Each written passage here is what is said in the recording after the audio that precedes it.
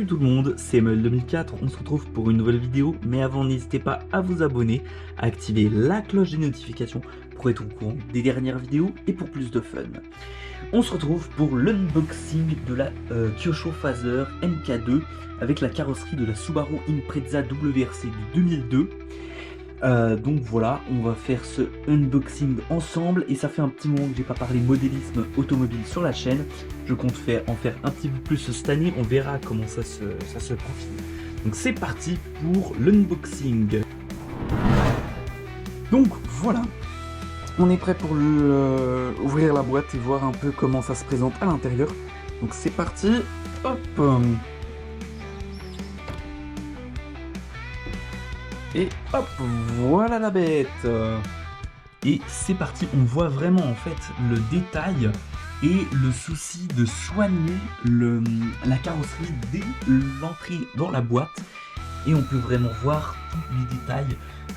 On les verra beaucoup plus après, mais ça reste quand même quelque chose de assez soigné. Il y a plus de détails sur ces derniers modèles que dans les modèles d'avant d'il y a 10, 15, 20 ans. Et du coup voilà. Voilà, c'est parti, on se retrouve tout de suite. On se retrouve tout de suite dans la salle prévue pour le modélisme. C'est parti. Et voilà la Subaru Impreza WRC 2002 ici. Très belle voiture. Donc on va faire cette petite partie ASMR que plusieurs ont kiffé, je le sens. Voilà, donc c'est parti.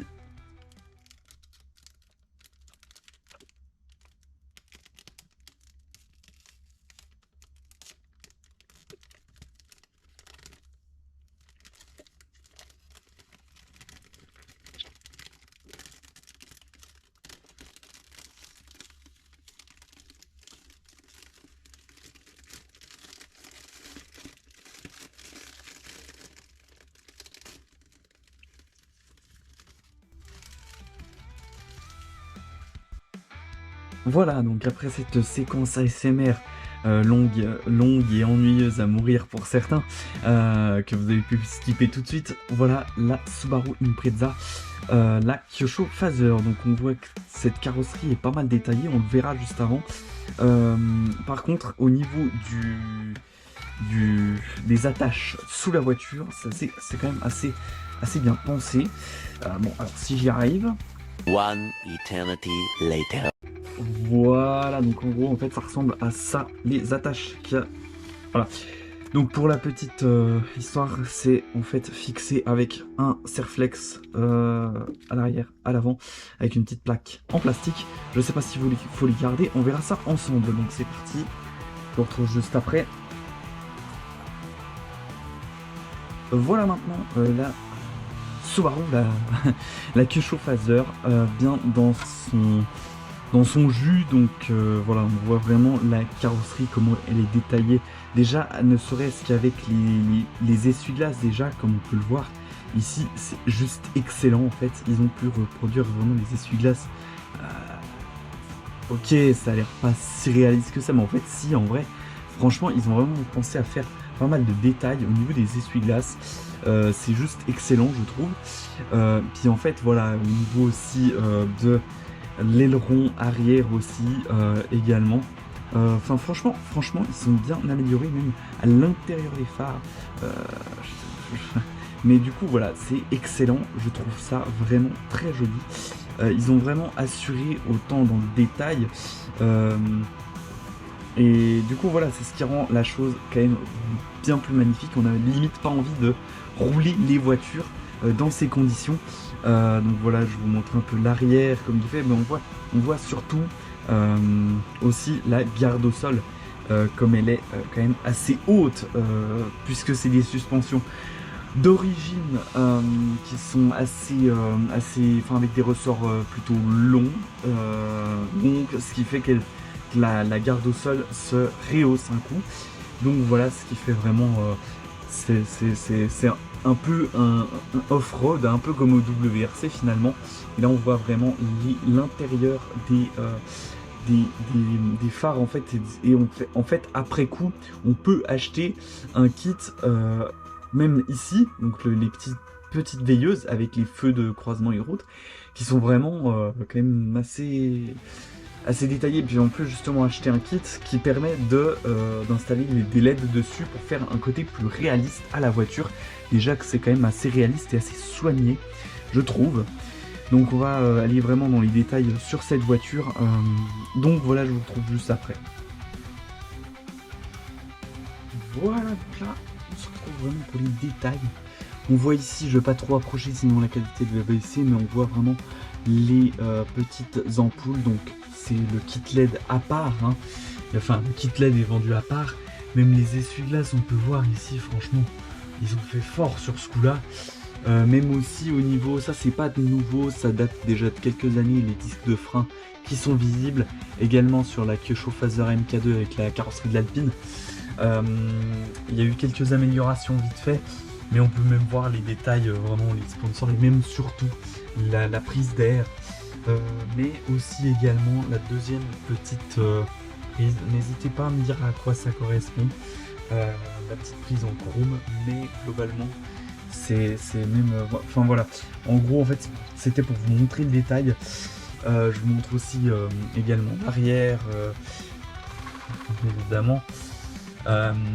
Et du coup ici même avec les feux qui sont ultra détaillés hein, quand même. Bref, ça reste quand même de la bonne qualité. Après c'est des carrosseries typiquement qui vont aller dans des conditions terreuses, boueuses, etc. Et ce qui fait que ces carrosseries elles vont souffrir. Donc c'est pour ça qu'il faut une carrosserie pour la compétition, le roulage, et une carrosserie pour l'exposition, comme celle-ci qui va rester en carrosserie exposition. Donc je vais vous montrer tout de suite après le dessous. Pour ceux qui ne sauraient pas, il y a même encore des rondelles en plastique pour justement assurer pour éviter d'abîmer la carrosserie, puis pour avoir plus de maintien de la part du petit boutique qui est juste ici. Mais voilà, c'est pareil pour l'arrière. C'est une des améliorations, mais c'est surtout parce que c'est une voiture un peu rallye. Surtout que c'est une voiture actuelle et de rallye en plus. Et je ne sais pas si vous avez vu, il y a aussi un cache en dessous, juste au-dessus pour protéger de la poussière, des cailloux, etc. On va pouvoir faire voir ça tout de suite.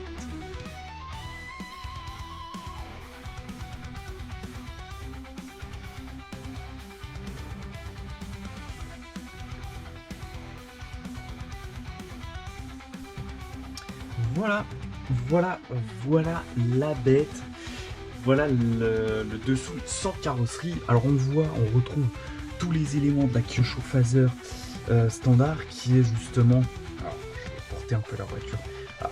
Et on voit clairement ce nouveau cache qui est dessus pour justement protéger des saletés les plus grosses, hein, les gros cailloux, etc. Ça reste quand même les mêmes pièces globalement que la Kyosho Phaser, la MK2 que vous voyez juste ici en vidéo. Voilà, donc c'est la version améliorée qu'on aura l'occasion de revoir sur la chaîne. Voilà, globalement c'est ça. Et vous avez des suspensions donc à ressort plus long, comme je le disais avant. Les différentiels, il n'y a pas vraiment grand chose qui change. Alors je vais essayer surtout de pas que ça se pète la figure. Voilà.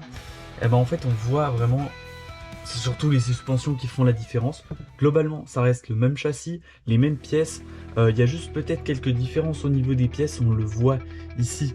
Je sais pas si vous verrez, voilà, ici il y a une petite bague en métal. On aura l'occasion de revoir ça. On aura l'occasion de voir ça en détail, mais ça reste des améliorations par rapport à la version 2020 du châssis de la Kyosho Phaser. Puis après, ça reste quand même un très très bon châssis. On va pouvoir aussi regarder vraiment l'intérieur. Voilà, c'est parti. Voilà, donc là on voit l'intérieur, donc toujours avec le même cerveau de direction, pardon, j'ai perdu l'habitude en modélisme. Et vous avez le cerveau tout court qui est quelque part là-dessous. Non, il n'est pas quelque part là-dessous, il est juste ici, là où il y a le câble torsadé, etc. Juste ici. Et vous avez bien sûr le variateur qui est juste ici, avec les 3-4 câbles qui sortent. Et le moteur bien sûr à charbon. Oui, effectivement, donc c'est une évolution du... Enfin, c'est en fait principalement sur le nouveau Phaser, donc le MK2, enfin la MK2.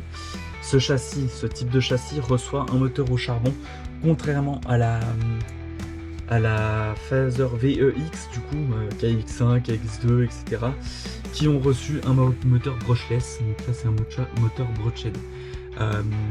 Voilà, donc globalement on voit vraiment le côté tout-terrain de la voiture, bien entendu. En fait, il y a pas mal de similitudes, c'est juste certaines pièces qui changent, notamment les suspensions. On voit que c'est des suspensions qui ont l'air un peu plus renforcées, c'est un petit peu plus haut. La partie en rouge là, je suis désolé, j'ai perdu vraiment l'habitude en modélisme, mais on voit vraiment que ce châssis a l'air robuste et épuré aussi en même temps, parce qu'en fait en même temps Kyosho c'est une bonne marque parce que c'est robuste, ça tient dans le temps, et bon voilà, hein, c'est tout à fait ça. Après justement je peux parler fiabilité modélisme, puisque donc le châssis en lui-même est quand même assez fiable avec les pièces d'amélioration, puisque j'ai eu l'occasion d'y tester sur circuit pendant plusieurs heures combinées, hein, bien sûr, pas uniquement 2 ou 3 heures, c'était peut-être une centaine d'heures au total. Ouais, peut-être pas une centaine, mais une cinquantaine d'heures avec une puissance assez élevée. Donc on voit que l'électronique des voitures radiocommandées est plutôt fiable. C'est plutôt aussi l'avantage de Kyosho, c'est des voitures fiables comme les Tamiya. Mais voilà, ça reste quand même des super caisses qui sont plus détaillées que Tamiya, en tout cas j'ai l'impression. Un peu plus grosses. Après, ça reste aussi loisir. Ce genre de voiture, n'achetez pas ça pour de la compétition. Voilà, donc globalement en fait ça sert surtout pour le loisir, et vous pouvez commencer un peu à vous initier au modélisme, enfin la compétition de modélisme automobile avec ce genre de véhicule pour apprendre à conduire ce genre de petit véhicule à l'échelle 1/10. Puis après bon voilà vient les voitures de compétition qui commencent par la MST TCR en finissant par la Pancar. Je vais mettre les voitures à l'écran. Et voilà donc là pour la MST TCR et pour la Pancar. La MST TCR c'est moi qui ai pris la photo, et puis l'autre c'est une photo prise d'internet, car je n'ai pas de Pancar, je n'ai encore jamais piloté ce genre d'engin. Mais peut-être qu'un jour ça arrivera sur la chaîne, j'en sais rien. Mais voilà, globalement, ça reste, les Kyosho Phaser restent de très très bonnes caisses depuis les premières générations jusqu'à celle-ci. Mais voilà, ça reste quand même des très très belles voitures bien détaillées. Et parfaite pour le loisir, certes, c'est un petit peu plus cher qu'une Tamiya, mais je trouve que le détail est plus soigné que par rapport à Tamiya. Et le plastique m'a l'air de meilleure qualité, en tout cas c'est mon impression. S'il y en a qui ont cette impression là aussi, n'hésitez pas à mettre en commentaire, et c'est comme les impressions que vous pouvez avoir en général sur les Kyosho Phaser. Mais ça reste de très très bonnes caisses. En fait je dis que la référence ce serait Tamiya et Kyosho dans ce domaine. Donc voilà, je vais retourner vite fait pour vous montrer encore la dernière fois la petite bête avant de terminer la vidéo, et on se retrouve après. Avant de se retrouver pour le reste de la vidéo, pour finir la vidéo, je tiens à préciser que les Kyosho Phaser ont quand même un avantage par rapport à la plupart des marques. C'est que le châssis peut être configuré autant en rallye, limite rallycross comme celle-ci, autant comme ça que en configuration piste et ultra rabaissé. La garde au sol est déjà plus d'un centimètre, non 2 ou 3 centimètres, alors que l'autre, celle que je vous ai montré juste avant à l'écran, c'est que elle a une garde au sol de quelques millimètres. Donc voilà, c'est comme quoi en fait le châssis peut être configuré, que ce soit cette génération là ou la génération précédente, ben ça fait que le châssis peut être configuré autant d'un point d'un point à un autre, compétition ou rallye, ben voilà, c'est rien ne fait peur au châssis Phaser, MK2, KX, non, enfin VEX, etc. Voilà, donc c'est vraiment de super voitures et en plus la fiabilité est au rendez-vous. Donc je vous la remontre encore après avec la carrosserie et puis hop, on se quittera là-dessus. Voilà la bête, toujours en ayant cette magnifique carrosserie ultra détaillée de la Subaru WRC Impreza WRC de 2002. Une très belle voiture, je peux que en dire du bien pour l'instant, on ne l'a pas encore essayé, on aura l'occasion de l'essayer quelque part en campagne, je sais pas encore où ni quand, mais je pense que je vais voir pour continuer de faire quelque chose de continuel avec justement cette Subaru Impreza, enfin cette Kyosho Phaser avec la carrosserie de la Subaru Impreza WRC 2002, enfin 2022. Du coup voilà, ça reste quand même un très très bon véhicule, je trouve vraiment assez fort, et ils ont vraiment réussi à taper fort Kyosho, ça fait comme ça, c'est vraiment le truc comme il faut, ça a été bien fait et franchement pour l'instant ils sont réussis. Je vais aussi, en fait je pense que je vais faire la première séquence sur la terre et je vais faire la deuxième séquence sur le circuit en faisant configuration circuit. Je vais regarder ça et je vais voir peut-être pour faire une petite série de vidéos, peut-être 3-4 vidéos là-dessus sur cette voiture. Ça peut être intéressant, n'hésitez pas à me mettre en commentaire. Voilà, sur ce, cette vidéo est terminée. C'était Emmanuel 2004 pour le modélisme automobile. Ciao ciao. Désolé les amis, gros fail, j'ai pas terminé la vidéo, je vous ai mis de toute façon à l'écran, comme quoi c'était pas tout à fait terminé. Je me suis planté puisqu'il y a la radiocommande à ne pas oublier. Et oui, c'est les désavantages à être créateur de contenu. Voilà, donc une radiocommande qui est quand même assez optimale. Bah en fait c'est la même version que la version de 2020 que j'avais eu, donc c'est exactement la même radiocommande. On peut le voir, ils n'ont pas changé en quelques années, à part peut-être la petite étiquette, etc. Mais après, c'est toute une histoire de normes européennes et tutti quanti. Donc, du coup, voilà, on retrouve la KT, la radiocommande typiquement des 1/10, que ce soit thermique, électrique, etc.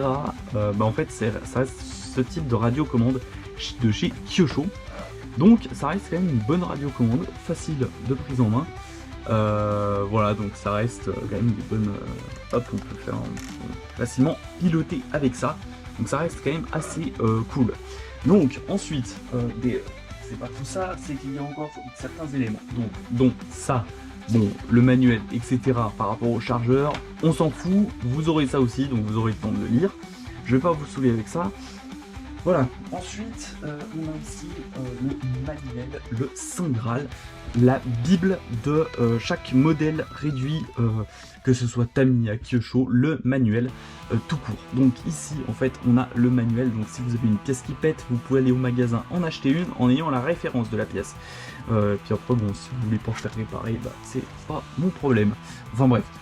Trêve de plaisanterie, donc vous avez vraiment ici toutes les vues éclatées, toutes les références, vraiment c'est le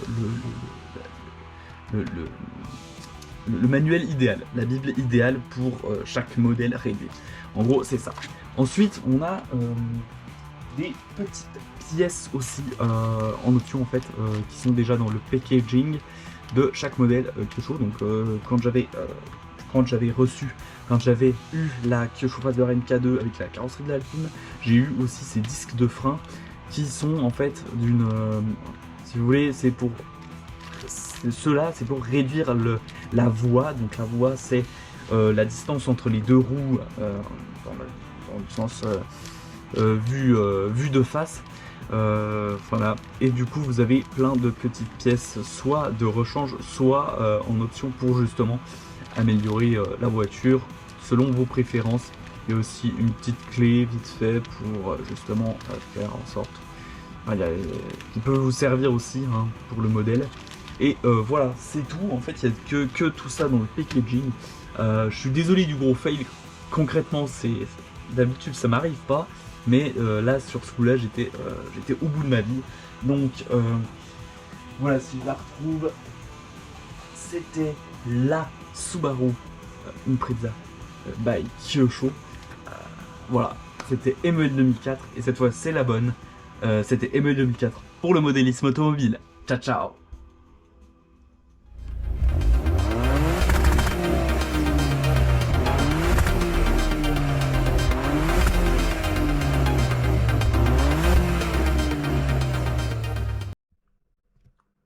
Donc c'est parti, on va maintenant enlever, on va la faire à la façon One Again, voilà. Non, fail.